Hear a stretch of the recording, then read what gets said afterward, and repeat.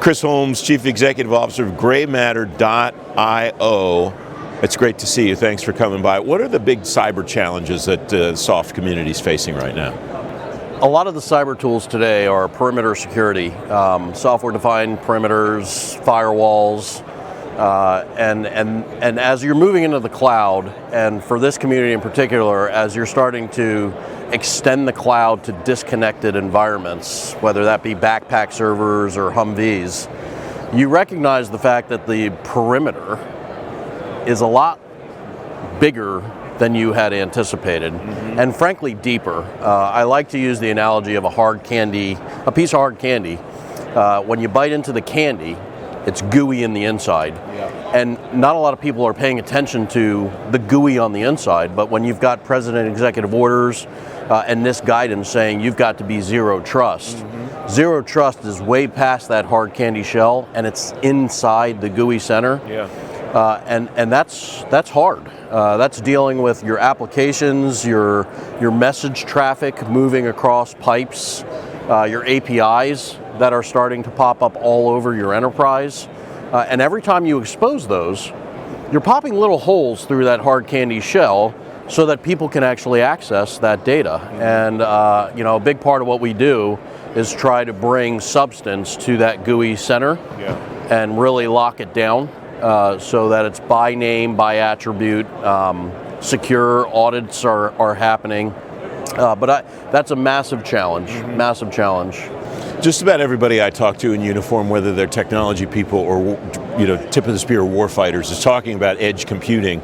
What's the implication for zero trust mandates for edge computing? Kind of the things you talked about, backpack servers and so on. Yeah, you can't just take APIs, you can't just take data and throw it in a database and put it on a server anymore that's going to go in the back of a truck. There are horror stories where you'll talk to different people where they're trying to deploy a Postgres database or an Elasticsearch index on a server that's going in the back of the truck, and you say, well, how's it secured? Well, hopefully nobody can access that server. Right, because when you get into the server, it's all wide open data. And to be zero trust compliant, you can't do that. You have to bring the security and the identity fabric all the way down to that Elasticsearch index or that database or those APIs. What does all of this look like in a mature state, do you think? Zero trust compliance, edge computing, access to data at the tip of the spear where warfighters need it, all of that. What does that look like at some future point where it's mature? Pretty complicated. You've got to have what we call a service mesh network that's sitting on top of all of the things inside that environment. It's got to be able to collect information that's happening on the devices, and I mean like when people are accessing data on a device or on a server that's forward deployed.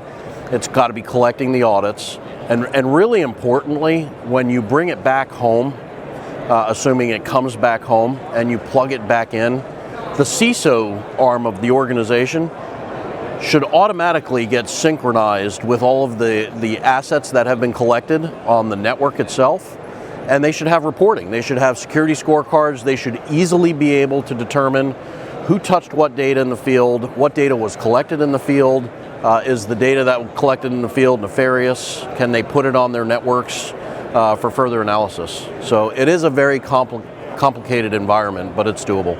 Chris, it's great to see you. Thanks very much. Yeah, thank you very much.